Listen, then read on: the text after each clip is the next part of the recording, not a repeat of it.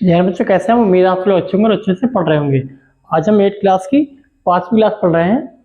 अभ्यास 1 वीक के जो बचे हुए सवाल थे वो कर रहे हैं हम, ठीक है। तो इसमें 3 सवाल कर लिए थे। चौथा सवाल है वो है, यदि a और b दो परमेय संख्याएं हैं तो उनका जोड़ जो है a प्लस बी जो है a प्लस बी क्रम में -15/11 है, तो b प्लस a का मान ज्ञात करो। हमने आपको बताया था परमेय संख्या होती है तो a प्लस बी बराबर होता है किसके, b प्लस a। क्यों?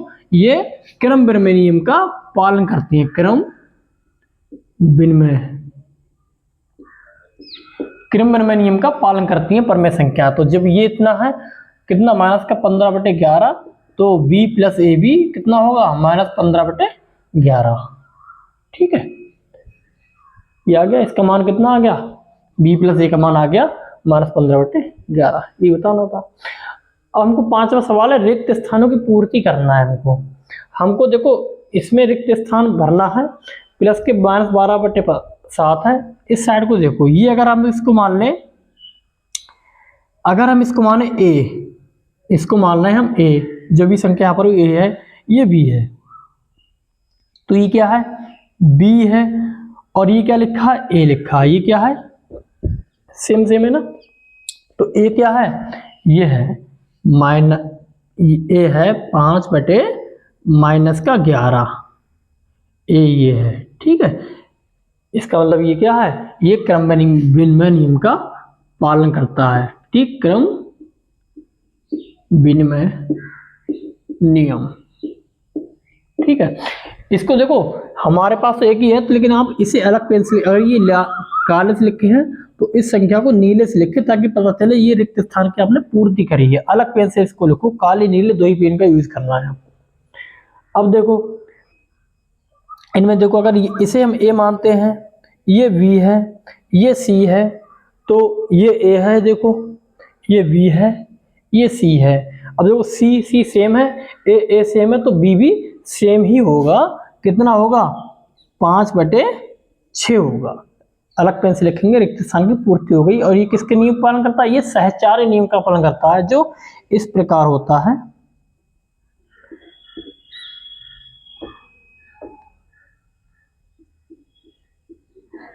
a प्लस बी प्लस सी, ये क्या है, सहचार्य नियम का पालन करता है। सहचार्य नियम, ठीक, ये क्या है, सहचार्य नियम का पालन कर रहा है, इसलिए ये भी रिक्त स्थान की हमारी पूर्ति हो गई। ठीक है, लास्ट वाला बचा है छठा, इसकी भी करते हैं।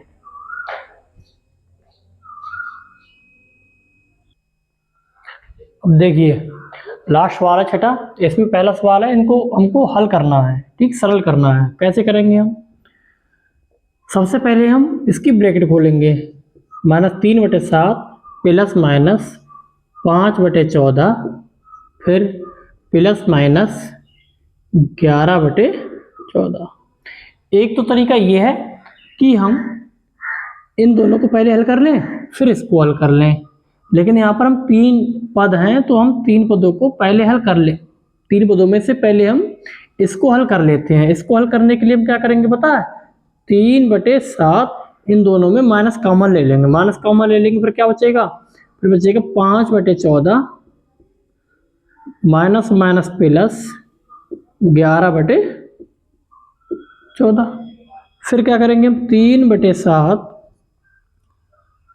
अब हरों का जो एलसीएम है वो सेम है, तो हर सेम है तो 14, तो ऊपर कितना बचे 5 प्लस 11, कितना आ गया 3/7 माइनस 5 और 11 कितने हो गए 16/14। अब 2 से कर सकते हैं, 2 × 16, 2 × 14, तो कट के कितना आ गया, आप इसी के नीचे लिखेंगे 3/7 माइनस का 8/7। अब देखो हर समान है, तो हर समान है तो नीचे 7, ऊपर कितना होता है 3 और माइनस का 8, तो माइनस के 8 ज़्यादा है इसलिए माइनस के 5 बचेंगे और /7। ये कितना है, ये आंसर है, बस माइनस के 5/7 ये आंसर है। ठीक है, ऐसे हल करते हैं। अब देखो ये 4 पद है, कोई 4 पद देख के घबराए ना, सबसे पहले क्या करेंगे, हम माइनस से माइनस कैंसिल हो जाएगा, फिर हम हर जो समान है वो एक तरफ और ये हर एक तरफ, तो 2/5, सबसे पहले ब्रैकेट खोल दो, प्लस का 8/3, फिर प्लस और माइनस, -4/5, प्लस और माइनस -2/3। तो जो हर एक जैसे है वो एक तरफ, तो 2/5 चिन्ह सहज इधर ले आओ, माइनस का 4/5, प्लस का 8/3, माइनस का कितना बचा 2/3। तो इन दोनों को हल करेंगे और इन दोनों को हल करेंगे। पहले इनका हर समान है तो 5, यहाँ कितना बचा 2, यहाँ कितना बचा -4, प्लस यहाँ हर समान है 3, तो यहाँ कितना बचा 8, यहाँ कितना बचा 2। अब 4 में से 2 गए, -2/5, अब प्लस 8 में से 2 कितने बचे 6/3।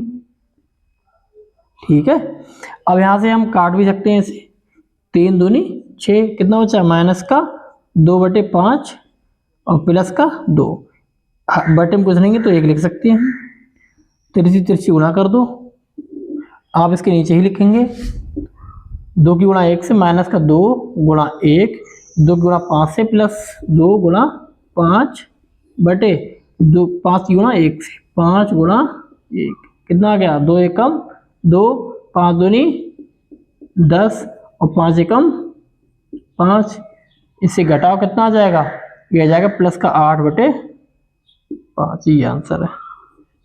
ठीक है, ये आंसर ऐसे हल करते हैं। तो आपके अच्छे ढंग से ये एक्सरसाइज समाप्त हो गई। ठीक है, और सुनो, इसे कर लिया, अगर आप इसे दूसरे तरीके से करने चाहें दूसरे तरीके से बता दे रहे हैं इस सवाल को 3 पदों तक दूसरे तरीके, क्योंकि इसका हम तो एलसीएम ले सकते हैं ना। हरू का लासा जो है देखने से ही पता चल रहा है, हरू का लासा कितना है, हरू का लासा कितना है वो है 14, तो नीचे 14,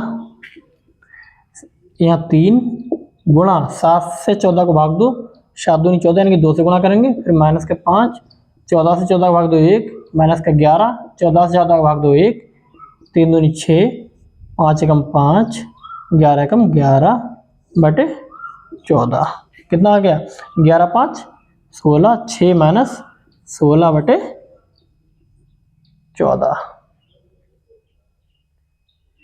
ठीक है, 3 दूनी 6,